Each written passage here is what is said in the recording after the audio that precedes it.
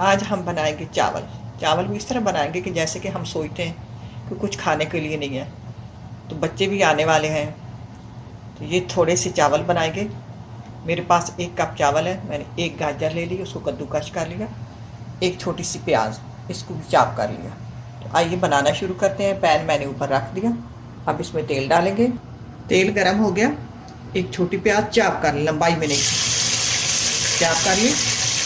तेल ये मेरे पास एक छोटा सा चमचा है, मैंने एक बार के डाल दिया। प्याज जो है इनको गोल्डन की भी तरफ नहीं ले जाना, इनका कच्चापन दूर हो गया।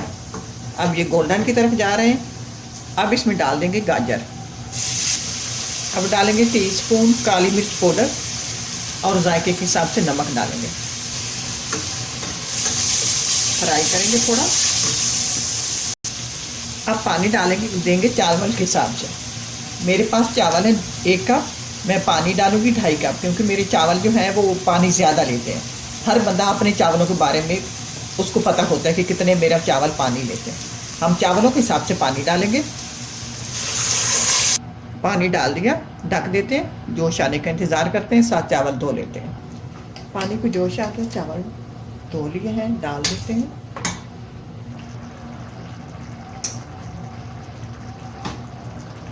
यहाँ नमक चेक कर लें। अब इसमें डालेंगे बटर। बटर आप टेबल स्पून भी डाल सकते हैं, मैं डालूँगी 2 table spoon. 2 table spoon butter चला गया, मिक्स करेंगे। अब इसमें थोड़ा पानी है, अभी मेरे चावल भी सख्त हैं। अब इनको मैंने दम देना है, नीचे तवा रखती हूँ और दम पे इनको रख देती हूँ। अब मैंने इनको दम दे दिया, दम पर रख दिया। 12 मिनट दम देंगे। यहाँ इसका सुराख है, इसको बंद कर लेते हैं। इतने लजीज और टेस्टी बनते हैं, ऊपर ऊपर कोई चीज़ डालने की ज़रूरत नहीं है। हम डाल लेते हैं।